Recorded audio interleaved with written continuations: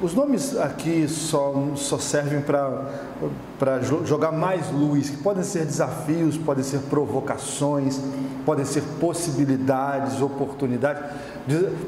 A gente vai assumindo como positivo ou negativo à medida que a gente acha que é positivo ou negativo, mas como questões que aparecem hoje no cenário de nossas vidas provocam a nossa fé, provocam a nossa espiritualidade, provocam a nossa forma de existir como comunidade de fé, como igreja, como essas coisas são acolhidas por nós, né? Nós estávamos conversando mais cedo e eu estava pensando que isso que a gente chama de novos desafios, novas oportunidades, novas possibilidades, de novo mesmo tem pouca coisa, porque são tão antigas quanto são as nossas próprias vidas, né? Os nossos pais, nossos avós e os avós deles viveram com questões que são da própria humanidade. Então, quem de nós e de nossos pais ou de nossos avós não viveu a seu tempo com questões que digam respeito a outras tradições religiosas, de parentes, de amigos não, porque nem sempre nós consideramos amigos, mas de gente próxima. Isso sempre esteve perto de nós, mas quando nós sentimos, elas se tornam novas. Sabe, essa seja a diferença. Quando essas coisas nos tocam, elas aparecem como coisas novas, né? E aí acabam sendo desafios, porque antes eram só informações. Saber que há um século atrás coisas aconteceram é só acessar um conhecimento, uma informação que a gente não tinha. Agora, experimentar isso, né? Ser tocado por isso, aí aparece como uma coisa realmente nova, porque faz sentido, nos toca. E é claro que as coisas nos tocam, e elas nos tocam deixando marcas. E essas marcas às vezes são interpretadas por nós como marcas positivas. Isso tem a ver com o quanto de prazer que essas coisas deixaram em nós. Se deixaram prazer, a gente interpreta como coisa positiva. Agora, se alguma coisa deixa um desprazer na gente, se isso de alguma forma incomoda, nos tira do lugar ou coisa parecida, a gente interpreta como uma coisa negativa. Então, se é oportunidade ou se é uma ameaça, depende muito de como esta coisa toca na gente, como a gente sente isso que nos toca e como a gente interpreta. Por isso que as coisas que eu vou dizer aqui podem soar como: olha que boa possibilidade, ou pode soar: olha como uma ameaça. Isso depende muito de como esta coisa afeta a gente, né? De como ela mobiliza em nós afetos que podem ser estes ou aqueles, tá bom? Eu queria começar aqui nossa fala com um pequeno texto, é um fragmento de um texto do Rubem Alves. E depois desse texto, queria deixar 3 imagens assim para a gente pensar. E se der tempo, falo qualquer outra coisa, mas bastaria esse texto aqui e 3 imagens. No texto Rubem Alves diz assim: sabia que a religião é uma linguagem, um jeito de falar sobre o mundo? Em tudo, a presença da esperança e do sentido. Religião é tapeçaria que a esperança constrói com palavras. Deitam-se sobre palavras amarradas umas às outras. Como é que as palavras se amarram? É simples, com o desejo. Só que às vezes as redes de amor viram mortalhas de medo. Redes que podem falar de vida, podem falar de morte.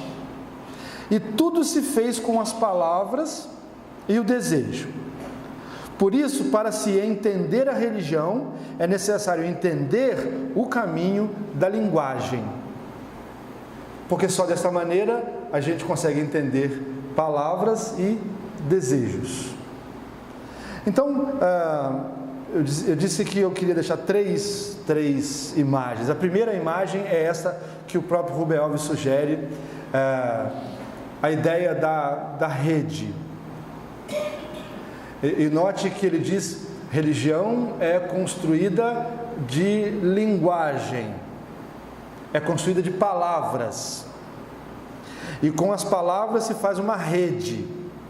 E uma rede pode ser coisa de vida, em que eu deito para descansar, como pode ser uma mortalha de morte, que é aquele pano fúnebre que alguém se cobre quando está tomado pelo medo. Então, a religião pode ser rede de descansar e pode ser mortalha de medo. Essa é a primeira imagem. Seja uma ou outra, rede de descansar ou mortalha, vai ser sempre construída como se faz qualquer tecido. Sempre há uma trama.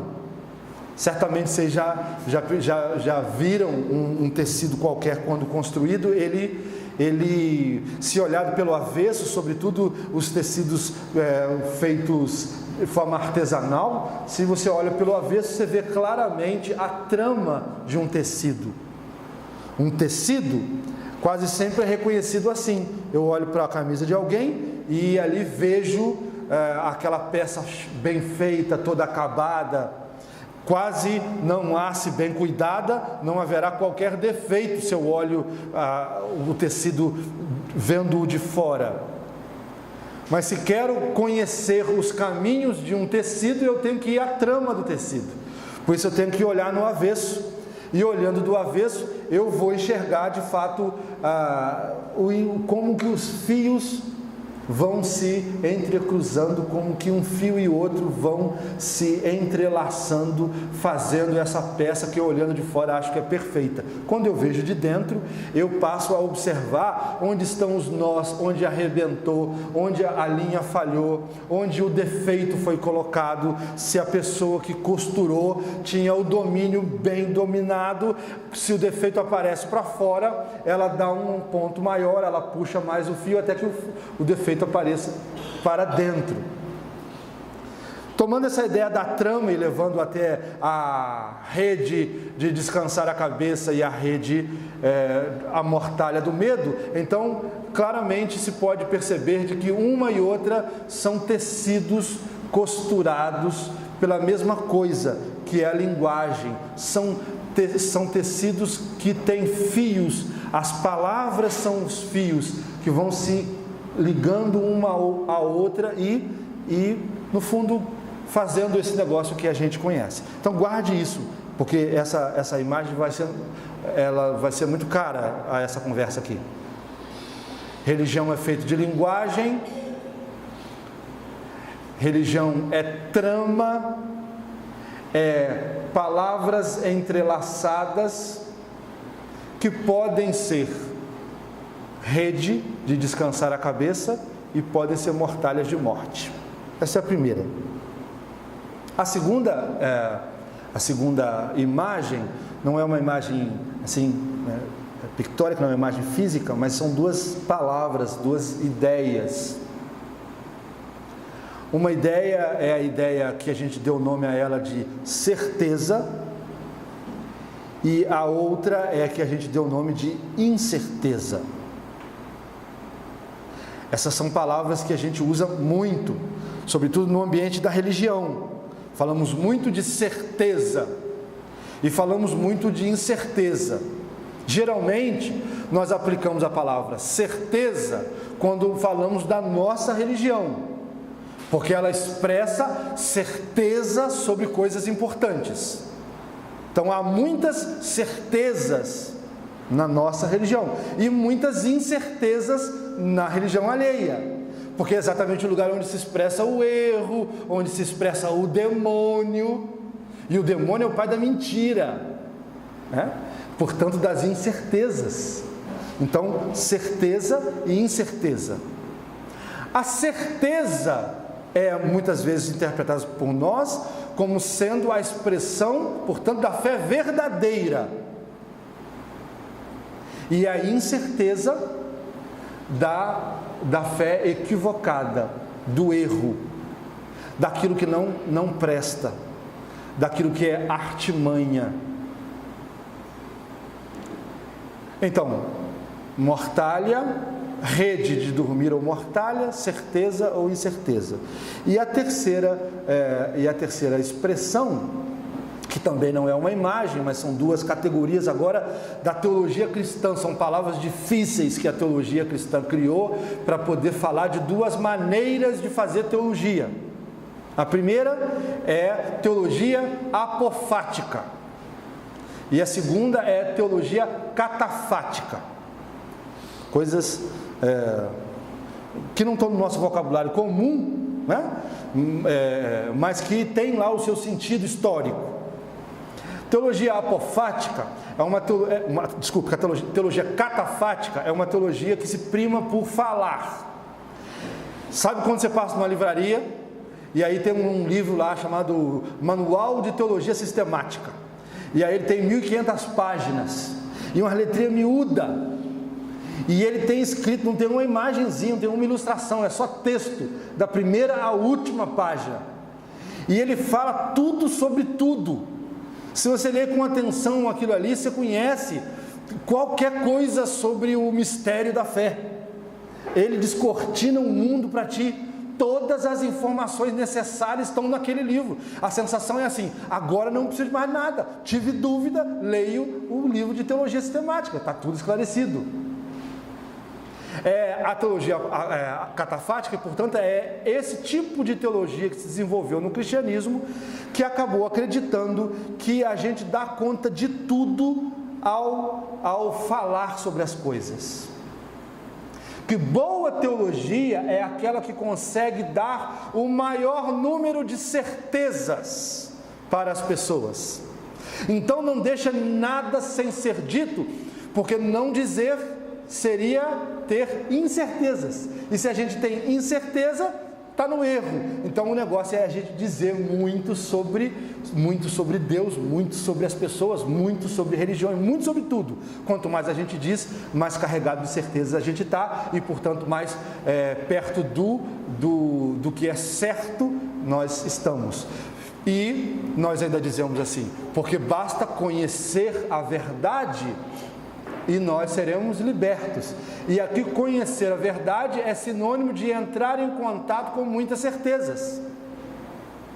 Portanto, é ouvir muito ou ler muito sobre aquela coisa. Quanto mais eu ouço alguém dizendo, sobretudo se é alguém que tem muita certeza. Quer ver a gente gostar? É quando tem um pregador que sabe de cor os textos bíblicos.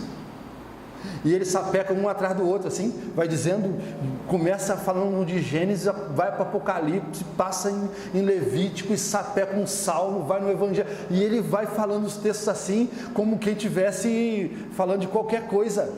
E aí diz assim: este daqui é homem de Deus, porque além de saber todas essas coisas, vê com que certeza ele diz.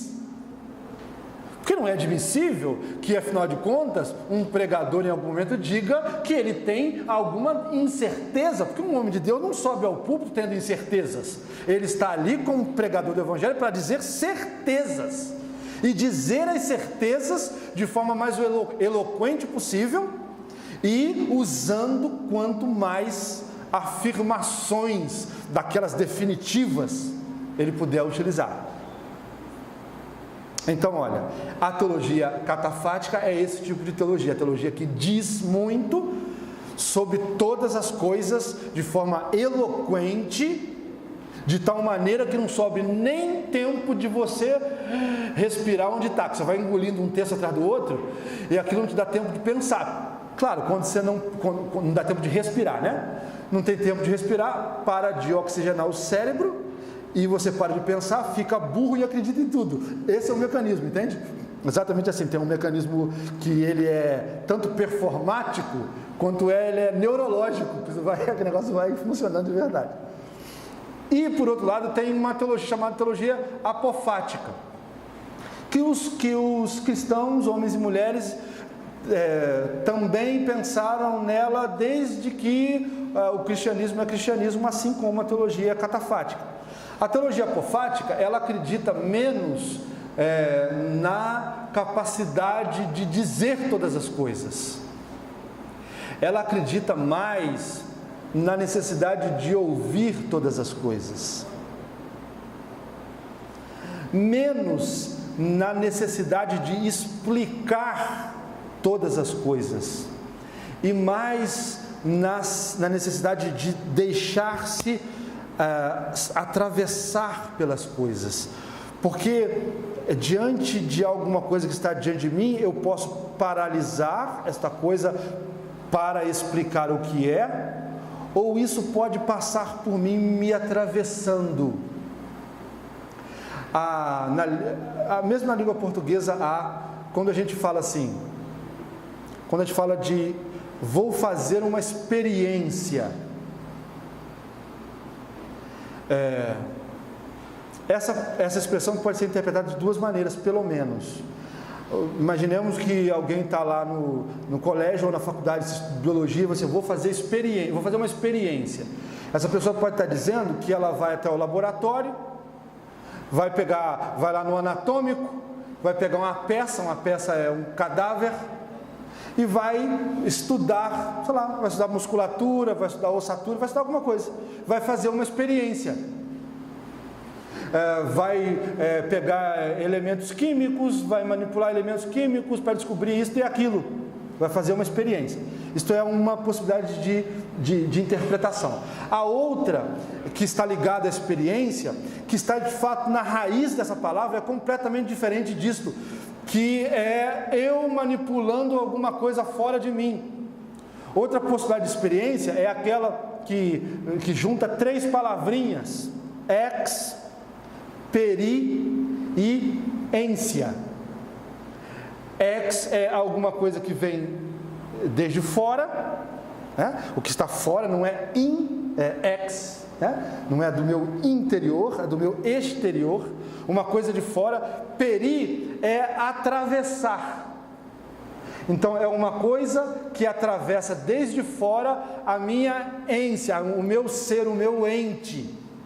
Isso que eu sou como gente. Uma experiência, portanto, pode ser alguma coisa que eu olho lá fora e falo sobre ela, ou pode ser uma coisa que me atravessa desde fora e me transpassa inteiro, que todo o meu ser acaba sendo transpassado, tomado, atravessado por aquilo.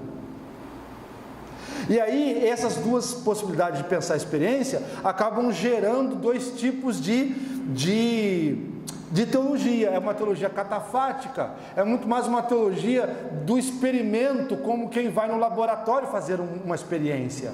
E uma teologia apofática é muito mais do nível de uma experiência, como quem é atravessado por algo.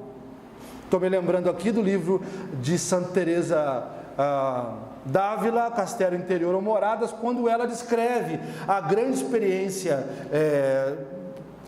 que está dada, né, que entrou para a linguagem mística como sendo uma experiência daquelas fundamentais à vida, que é de ser transpassada por um dardo inflamado.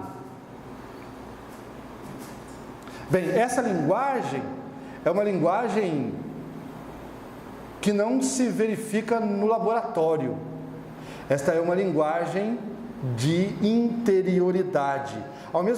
Portanto, é uma linguagem mística, ao mesmo tempo que é uma linguagem erótica. Se vocês observarem, o ser transpassado por um dado inflamado, ela supõe, e na imagem é o próprio Cristo, né? Mas simbolizado como um anjo que atravessa uma espada, o amado atravessa uma espada na amada no quarto de núpcias. Isso é uma linguagem que não diz respeito a coisas outras, senão a coisas que mexem com o ser, mexem com o corpo, atravessam a vida. Por isso que tanto pode ir para a mística, quando pode ir para a erótica. E erótica, vocês sabem, não tem nada a ver com pornografia, né? A erótica é uma outra coisa. E mística e erótica apontam e ocorrem no mesmo lugar, que é na profundidade da vida. É na vida e nela como ela é, não na vida projetada, na vida idealizada, modelizada, mas na vida como ela acontece, é que as grandes experiências dos místicos e dos grandes eróticos se dão. Então, peguemos a poesia, por exemplo, como um exemplo da expressão do erotismo. Você vai ver que é gente que experimentou a vida mais concreta, real. Por isso se diz que todo poeta deve descer ao inferno, porque boa poesia não é feita por quem não conhece o inferno. Não o inferno religioso, mas o inferno da própria existência, onde as maiores contradições se apresentam.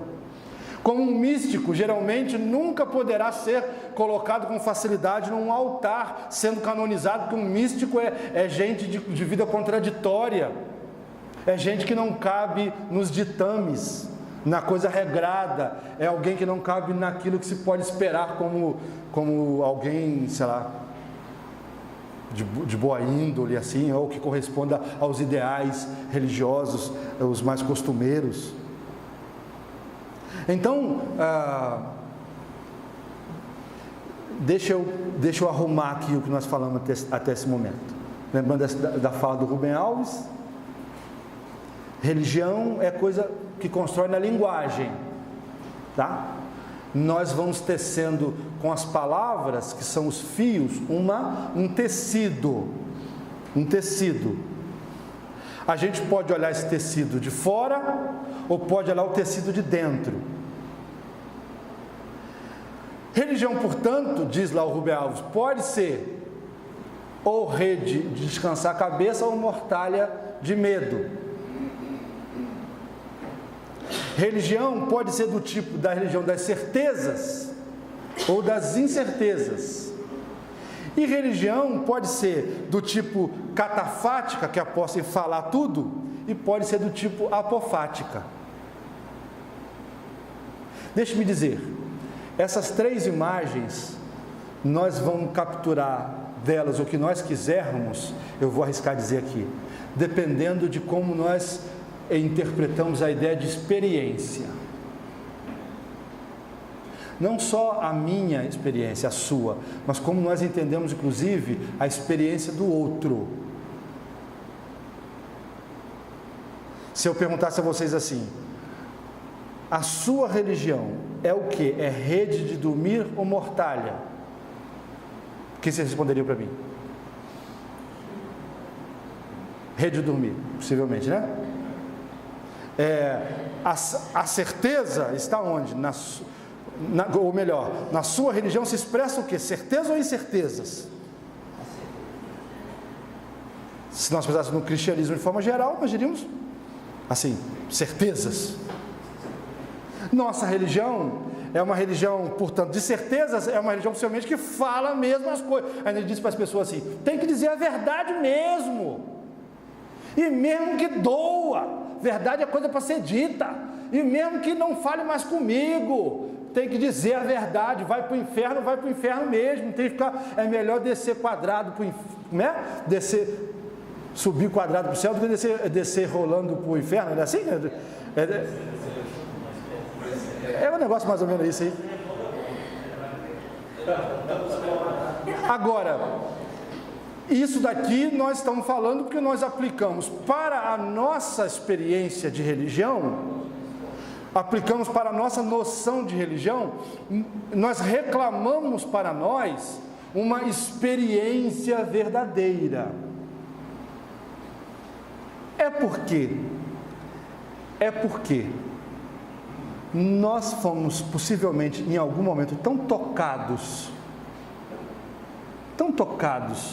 tão marcados por Jesus, é porque em algum momento fez tanto sentido a determinado caos da nossa própria existência, aquela pregação, aquele texto, aquela oração, aquele louvor ou qualquer outra forma da religião aparecer para a gente, é porque fez tanto sentido para nós, que nós acabamos conferindo a nós o lugar da rede de dormir,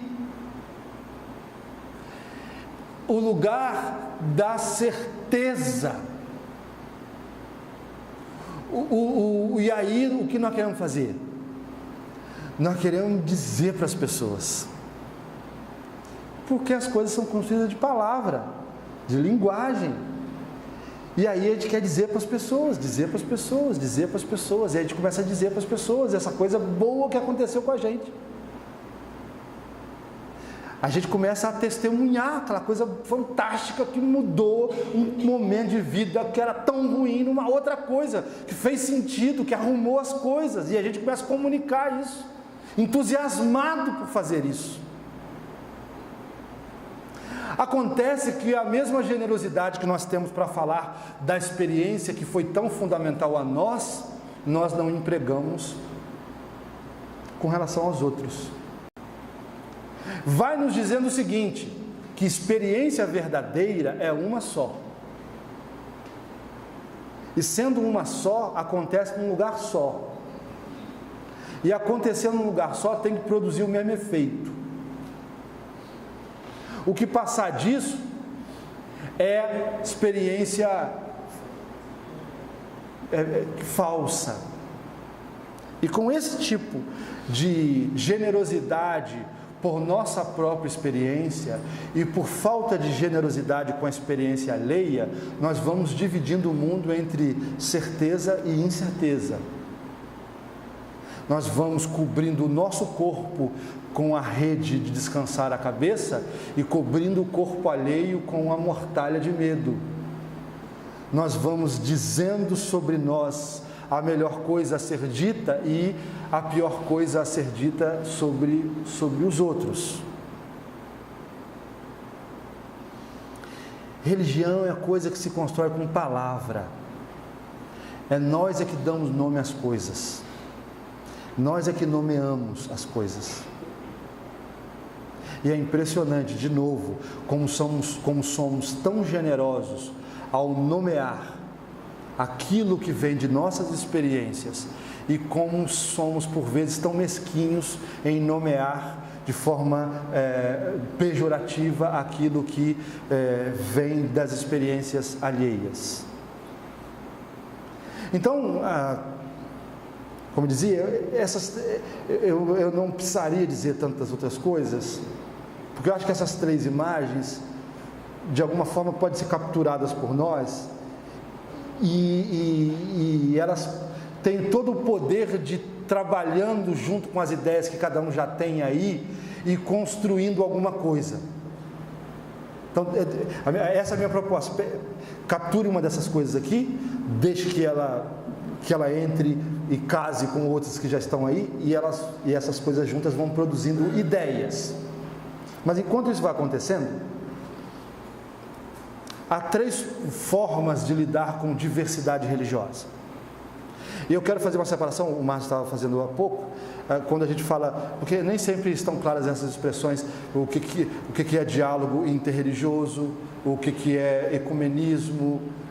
A gente às vezes usa, é muito comum quando o político fulano de tal junta a autoridade religiosa, diz, vamos fazer um culto ecumênico, né? E aí a gente vê aquele negócio que não sabe bem o que é, e aí toma a palavra ecumenismo por aquela expressão. Só para clarear os conceitos, embora isso não faça tanta diferença, mas só para clarear os conceitos, geralmente se fala de coisas diferentes quando se usa a expressão ecumenismo e diálogo interreligioso. Ecumenismo é aquela ação que é promovida entre cristãos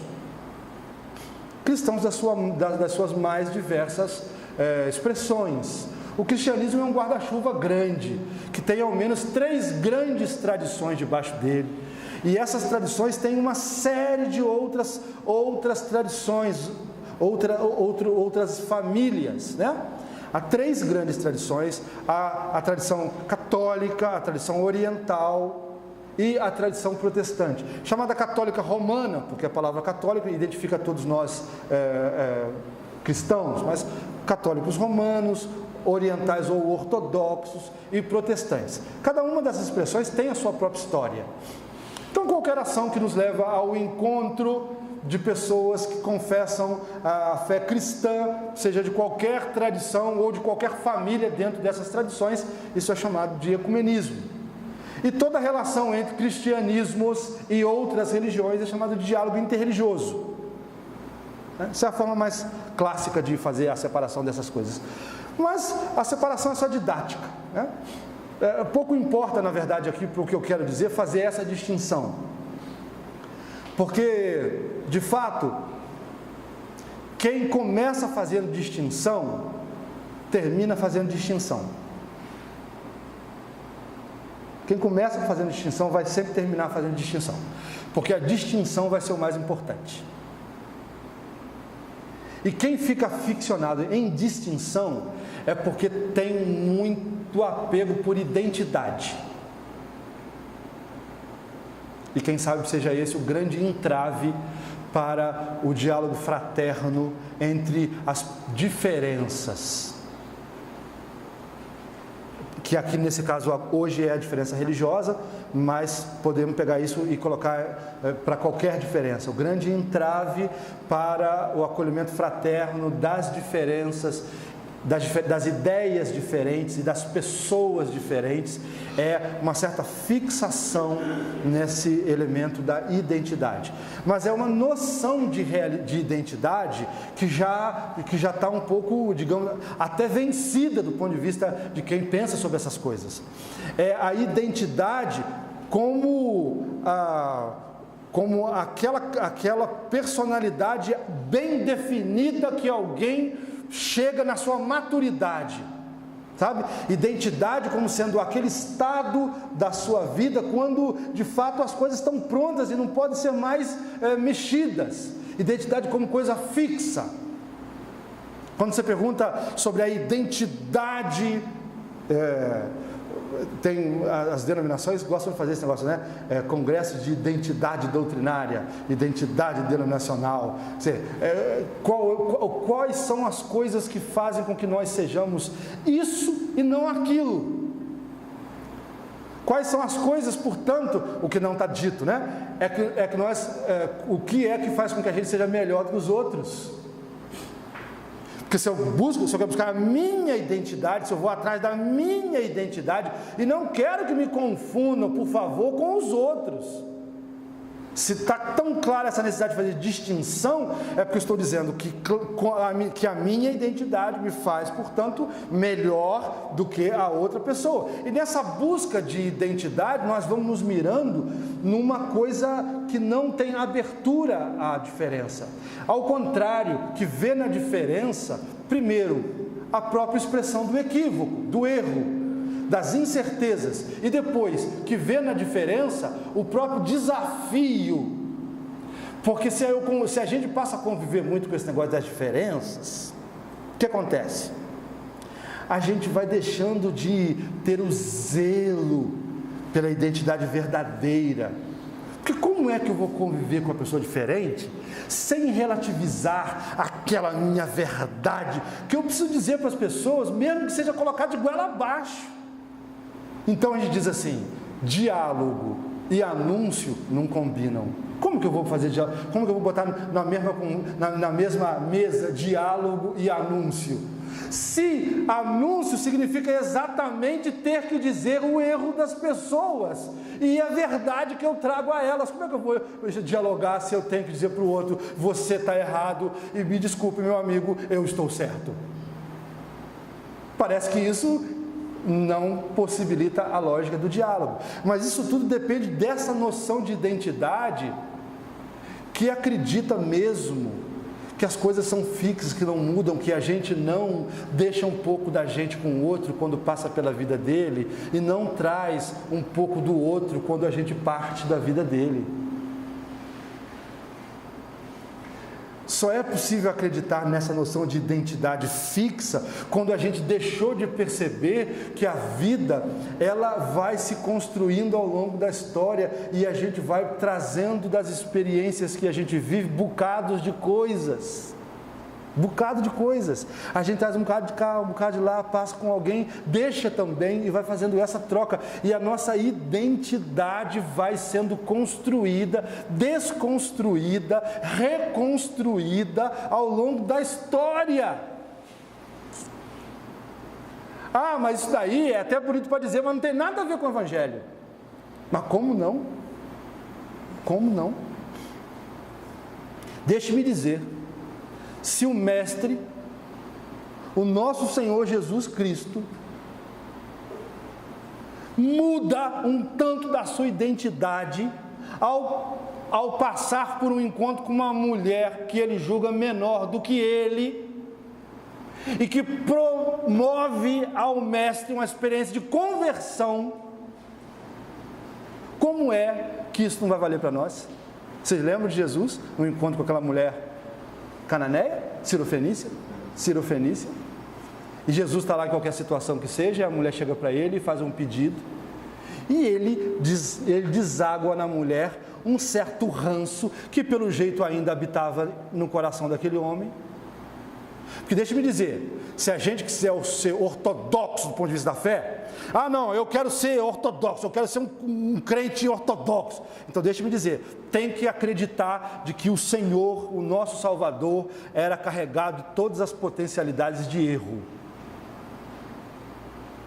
porque senão a gente não acredita lá na expressão do credo de Constantinopla, e nem o de Calcedônia, pior ainda, que diz que ele era verdadeiramente homem, e não há um homem verdadeiro, e também as mulheres, que não sejam carregados de toda a possibilidade de contradição. Porque a contradição, erro, não tem a ver com pecado não, tem a ver só com expressão da própria humanidade. Nós somos seres finitos, falíveis, contingentes, somos seres que não temos noção de toda a realidade, que não temos conhecimento pleno, e por isso fazemos escolhas, e as nossas escolhas às vezes dão certo e às vezes não dão certo. Isso é só expressão de humanidade. E se ele foi verdadeiramente homem, como a fé cristã ortodoxa expressa, nós só podemos professar de que sim, o nosso Senhor era capaz de todas as más escolhas, equívocos e erros que nós também somos. O Evangelho diz de 2 ou 3, e aqui eu estou citando da mulher Sirofenícia. A mulher chega para ele e diz, mas Senhor, e aí faz um pedido para o mestre, e o mestre diz assim, reproduzindo o mesmo que diziam os nacionalistas judeus de sua época, que diziam o quê? Não é judeu, não presta. Porque a revelação se deu aos judeus, porque Deus se revelou aos judeus, porque os judeus é que são povo escolhido, os judeus é que são de alguma forma colocados como os luzeiros para o mundo inteiro, e Jesus, tomado por aquele ranço de sua própria religião, de sua própria nacionalidade, diz para a mulher que não há de fazer aquilo, porque não vai se ocupar daquela mulher. E a mulher dá uma na canela do mestre. Na canela, ela diz, mas até os cães comem as migalhas que caem da mesa de seus donos. Aí o mestre vira para ela e diz assim, me quebrou, hein? Não, não diz isso não. Claro, vocês já leram lá e não diz isso, não tem nada lá, me quebrou. Diz, não vi fé como essa em Israel. Não vi. Entende? E se aquilo ali não é expressão de retórica, e não é, porque é claro que quando no Evangelho a expressão retórica é utilizada, isso fica evidente, isso não é uma expressão retórica. O que ocorre ali é a possibilidade de uma identidade ser agregada de um valor que naquele momento, digamos, faltava a ela, ou que ela não tinha. Havia um elemento no próprio mestre, ou melhor, havia ausência de um elemento no próprio mestre, na sua noção de religião, que aquela mulher deu a ele naquele encontro. E ele pode sair daquele encontro fortalecido ou reconstruído em sua própria identidade. E com toda certeza, este episódio o ajudou a ajudar em outros momentos outras pessoas que até então podiam ter limitações como a que ele apresentou naquele dia. Pode ser que no dia anterior ao encontro com aquela mulher, ele não tivesse nenhuma dessas dificuldades. Ele ia lá, acolhia todo mundo, tranquilo, de boa. Mas naquele dia, alguma coisa aconteceu, ele acordou de pé esquerdo. Só isso já é um problema com diferença, né? Acordou de pé esquerdo. Ele acordou de pé direito. Pelo amor de Deus. Ele acordou com os 2 pés direitos, de extrema direita. E aí fez aquela besteira. Que se fosse de esquerda, não faria aquilo. É claro que não faria. Então, é claro que eu posso fazer uma opção por pensar a identidade religiosa a partir da noção de doutrina. E aí sim eu vou ter que ficar naquela noção de uma identidade fixa, que não acolhe do encontro elementos, que não é enriquecida por ninguém, que só pensa que pode enriquecer os outros. Mas eu posso não retirar a minha noção de identidade da doutrina, mas eu posso retirá-la do próprio Evangelho. E se eu a tiro do Evangelho, se é a espiritualidade do Evangelho quem fecunda a minha espiritualidade, então, com toda certeza, se diante de mim está o Mestre Jesus de Nazaré, eu com ele caminharei nessa noção de identidade que vai sendo construída nos encontros, dos mais diferentes encontros, nos encontros mais inusitados. Notem, todos os maiores enriquecimentos que Jesus apresentou nas suas falas, vêm não do arraial próprio de sua religião, mas do contato que ele teve com aquilo que era novo, que apareceu como novo, que para o olhar de tantos era pura incerteza, mas que para ele era a expressão de alguma coisa. Eu tenho clareza disto. O Evangelho é o que é, porque acolheu as mais diferentes expressões da diversidade. O Evangelho só é o que é porque acolheu as diversidades.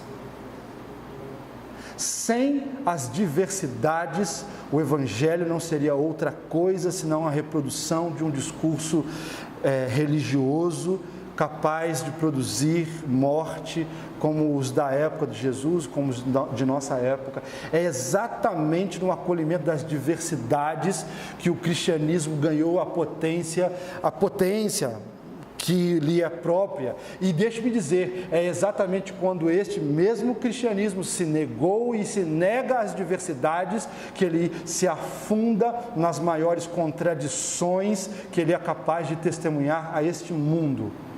Portanto, eu diria, fora da diferença ou fora da diversidade, para nós não há salvação, porque sequer há Evangelho. Evangelho é o amor de Deus expresso de forma diferente, de maneiras diferentes, a pessoas, homens e mulheres diferentes. Isto é Evangelho, não é outra coisa. Agora, é claro, se nossa fixação é na questão doutrinária, essas coisas todas são uma besteira, mais do que uma besteira. Essas coisas todas são liberalismo. Pega o liberal, sei lá, o nome que as pessoas gostam de dar, né? Dão uns apelidos para poder desqualificar. Mas não tem nenhuma novidade nisso. Olhavam para o mestre e diziam assim: diz isso em nome de quem? Vocês acham que é de Deus? Diz nada. Ele diz isso em nome de Beelzebu. Você vai esperar o quê?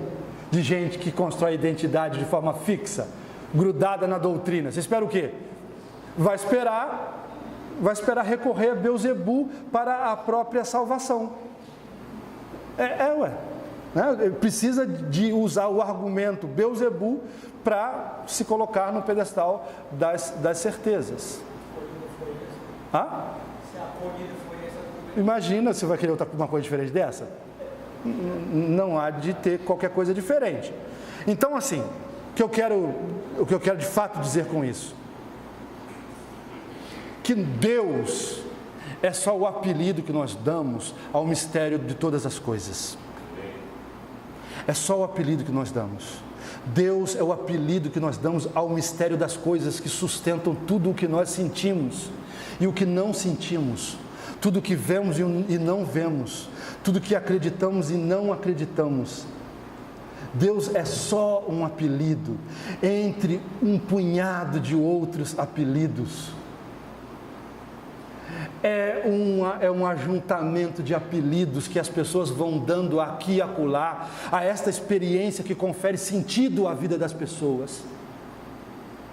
Porque não pensem que nós que estamos dentro de uma igreja, e dentro de uma igreja encontramos sentido para aquilo que nós experimentamos, que este mesmo sentido não é encontrado para quem está no terreiro de candomblé e estrutura a sua vida porque tem uma experiência do orixá. É a mesma coisa. Esta pessoa se sente igualmente estruturada no seu ser pela experiência que teve, e por que cargas d'água nós acabamos por ser generosos com a experiência que nós temos, que faz tanto sentido para a nossa vida, e somos tão mesquinhos com a experiência do outro, que da mesma forma estrutura a vida dele.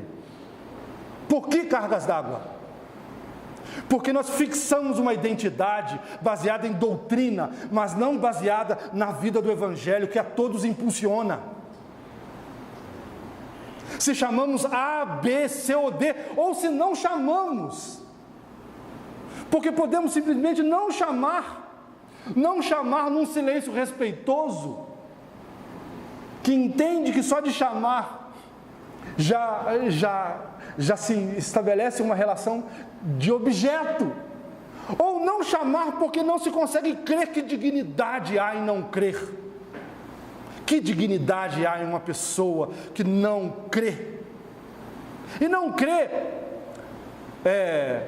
não de forma fundamentalista, porque tem uns que não creem, que são tão fundamentalistas quanto os que creem baseado na doutrina, que vivem escrevendo livro, provando que não é possível crer. Como é que faz isso, né? Escrever um livro que não é possível crer é a mesma coisa que escrever um livro que é possível crer. Estou dizendo de gente que não crê na expressão mais sincera da sua alma, dizendo que não crê porque não consegue, porque não crê. Quem sabe meus melhores livros de espiritualidade nos últimos anos vêm dos filósofos franceses, que não creem, mas não crê com elegância, rapaz. Faz uma diferença danada. Um inglês não crê e um francês não crê. Fala sério, isso não faz. Pega um Richard Dawkins não crendo e pega o André Comte Sponville não crendo. É o espírito de finesse e o espírito de geometria que dizia lá o Descartes e Pascal. Faz muita diferença. Então, nomear ou não nomear. No fundo, todos nós estamos esperneando diante do mistério que sustenta todas as coisas. É só isso. Mas é porque você não sabe o que acontece lá, quando eles fazem as coisas lá. É porque também eles não sabem o que acontece cá. Vai fazer hierarquia moral do que acontece lá, do que acontece cá? É claro que se nós estamos sujeitos ao Evangelho, então é uma ética do Evangelho que se impõe a nós. E é claro que nós, entre os nossos, devemos nos qualificar pela ética do Evangelho, claro que sim, mas não vou fazer isso com uma tradição que não se mede para a ética do Evangelho. Como que eu pego essa minha noção de bem e de mal, tão bem estruturada com a lógica ocidental, com toda a filosofia que foi construída a partir do diálogo com o cristianismo, como que eu pego isso e imponho a uma tradição africana que não se estrutura dessa forma, que não entende bem e mal como eu entendo, que portanto não pode ser chamada de demoníaca demoníaca naquilo que ela nem sequer professa como sendo demônio. Como é que eu faço um negócio desse? Eu estou impondo uma lógica de cultura sobre uma outra cultura e chamando isso de Deus e diabo.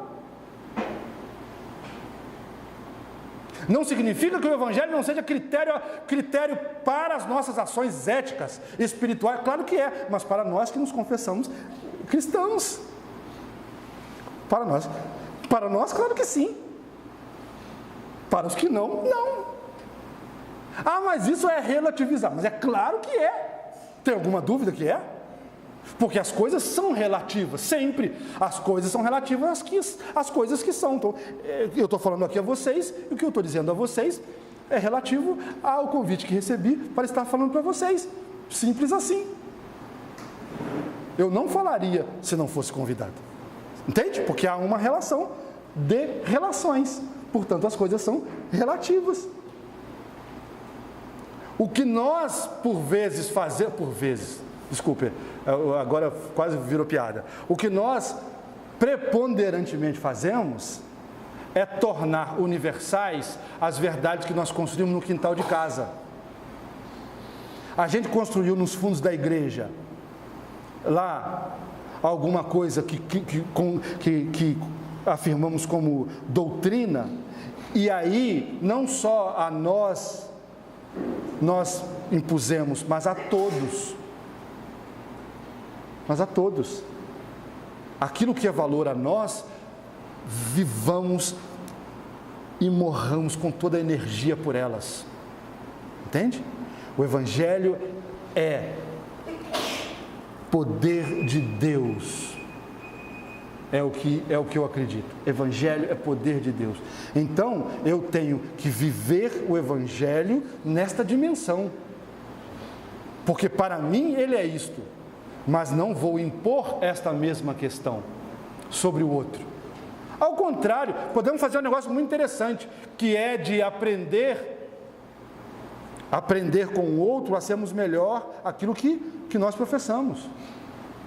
Porque vale a pena dar uma olhada à nossa volta e ver com que fidelidade, com que amor, com que dedicação, homens e mulheres, nossos amigos, gente que trabalha com a gente que é parente da gente que está na mesma casa, que está na casa ao lado, gente boa, sabe? Boa toda a vida, com que testemunho essa gente vive a sua prática religiosa. Então vamos aprender com essa gente como é que devemos viver a nossa própria prática religiosa. Olha que aprendizado lindo que a gente pode tirar desse negócio. E mais, quero anunciar alguma coisa para o outro, anuncie como viver bem a sua própria tradição religiosa. Anuncie como é possível viver esse negócio feliz, fazendo bem aos outros. Porque eu desconfio. Outro dia eu gravei esse negócio, porque eu vi no YouTube e aí, sempre que eu posso, eu boto lá para aluno ver. Era uma igreja que estava, programa de televisão. O pastor estava fazendo aquela entrevista básica com o demônio antes de expulsar, sabe? Tem uma entrevista básica e aí ele logo depois expulsa. E aí na entrevista, o pastor falava com o demônio. E perguntava ao demônio de onde ele veio. Aí o demônio disse a ele. O engraçado é que o demônio tinha vindo da outra igreja que era concorrente direta com essa igreja do pastor. Aí o demônio disse, aí falou o nome da igreja. Aí o pastor, mas o que você estava fazendo lá? Aí o demônio estava dando todo o relato para ele, porque lá ele atuava como queria. Aí o pastor perguntava, mas lá você saía? Não, aí o demônio respondia, lá eu não preciso sair, porque lá é o lugar onde eu atuo. Aí o pastor perguntava, e aqui tu vai sair? Aí o demônio testemunhava pela igreja, aqui eu vou sair, porque aqui tem poder. Aqui... O que faz? Comunica o Evangelho? Não, isso não comunica o Evangelho. Isso só comunica a perversão que a luta pelo poder pode gerar em sistemas religiosos. A perversão que a luta pelo dinheiro, que a luta pelos espaços, que a luta pelo mercado, né, pode produzir. Então, peraí, Por que não tiramos bons aprendizados da tradição espírita? Que tanta coisa tem a ensinar a nossa espiritualidade. A gente diz assim, mas eles fazem porque eles querem comprar salvação. Isso é dentro do teu sistema, cara pálida. Vá um pouco se inteirar daquilo que diz o outro sobre si mesmo. Porque a gente, se quiser entender o que o outro diz sobre si, precisa perguntar ao outro, não sobre o si. O si não sabe nada sobre o outro. Sabe por quê? Porque o si quer sempre que o outro seja um reflexo do si. O si não quer outro. Não quer outro. Nessa lógica de uma identidade fixa, né?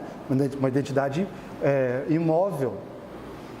Então, eu acho assim, o grande desafio mesmo, sabendo que a diversidade é mesmo o Evangelho de Deus se expressando neste mundo, o grande desafio é criar uma linguagem que permita a gente se expressar de forma diversa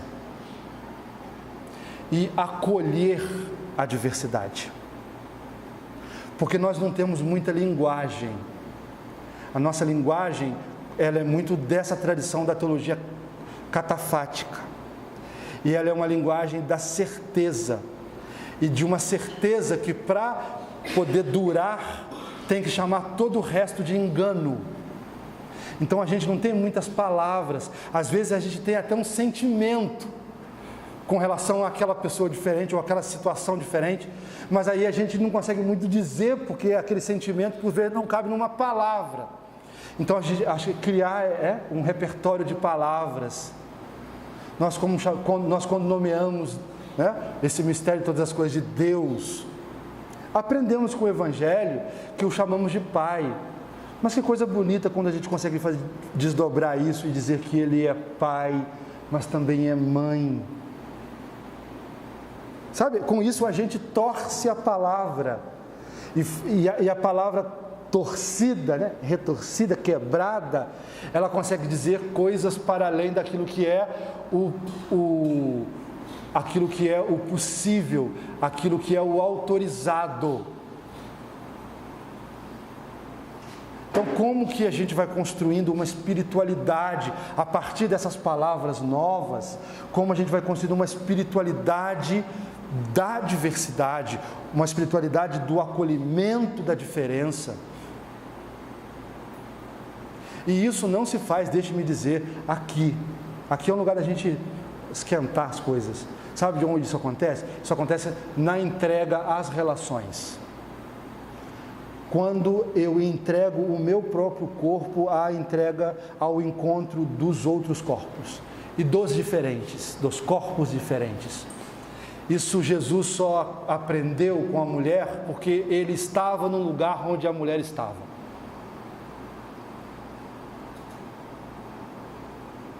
Se ele estivesse habitando nos lugares de sua religião, nunca ele teria tido aquele encontro que tanto fez com que ele crescesse, quanto aquela mulher crescesse. Habitar os espaços reais onde a vida ocorre, onde a diferença está. O lugar de viver a fé, claro, é com a comunidade na celebração, mas é onde estão as pessoas reais, as diferentes, as pessoas que vale a pena entrar em contato com elas, porque não são identidades fixas que dependem de doutrina para a existência, mas é gente que vai sendo atravessado pelas dores, pelas alegrias, por todas as coisas que a vida traz, é gente real. Então, quer viver a fé de fato, encontrando diferença? Vai para as militâncias da vida de cabeça. Vai para os lugares onde a beleza acontece. Não perca a oportunidade de fazer as boas experiências da cultura. Não abandone as pessoas que vão passando pela vida, sobretudo as da família, que a gente vai deixando de trás, deixando para trás, em nome de deixar a fé intacta. Não perca uma oportunidade de cara encontrar-se com a contradição que pulsa em você, mesmo isso sendo um risco, Não deixe a oportunidade de encarar uma contradição sua, mesmo que isso lhe traga a possibilidade de um risco real e iminente. Não, porque é nesses momentos limites, é nessas circunstâncias de fronteira que a vida acontece. E a vida, quando acontece, não acontece de uma cor só. Ela é sempre um arco-íris. Sempre. A vida, quando acontece, é sempre múltipla, é sempre diversa, é sempre surpreendente. Então não tem uma página do Evangelho que Jesus não tenha se encontrado com alguém surpreendente. Não tem uma página. É um religioso sem vergonha num lugar, mas tu lê 2 linhas, aparece alguém como um aleijado, como diz a linguagem bíblica. Você vira uma página, tem uma pessoa pega em flagrante de adultério. Você vira a outra página, tem um coletor de impostos. Você vira a outra, sabe? Vai virando. Mas como dizia lá no Rio, isso virou bordão de novela. Cada mergulho um flash. Isso era quando criaram o piscinão de Ramos.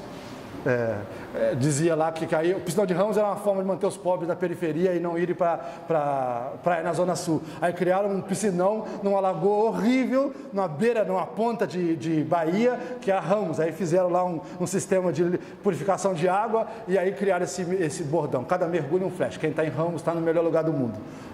Claro que não é assim, né? Cada mergulho um selfie. Mas no Evangelho é mais ou menos assim. Cada experiência é uma coisa nova, surpreendente, mas sempre desafiadora. Sempre desafiadora. Sempre. Não há um belo discurso de Jesus que não tenha tido antes dele um encontro difícil. Não há um milagre que não tenha tido antes uma dor lancinante. Não há um episódio que não tenha tido antes de si alguma coisa para tirar do lugar, para balançar a identidade, para desconstruir alguma coisa. Eu comecei com o Rubem Alves e termino com o dito dele que dizia que ostra feliz não produz pérola. E é um tanto disso, né?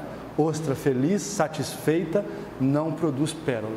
Acho que nesse desafio do encontro com os nossos irmãos e irmãs, que são nossos irmãos e irmãs, queiramos nós ou não. Essa multidão de homens e mulheres que, como nós, consegue achar sentido para a vida nas suas experiências religiosas, este encontro que nós vamos tendo, isso pode sim nos tirar certa tranquilidade, mas produz em nós preciosidades, como aquelas que foram produzidas na vida de Jesus e que Ele pôde cooperar para serem produzidas na vida de homens e mulheres que passaram por Ele. Obrigado.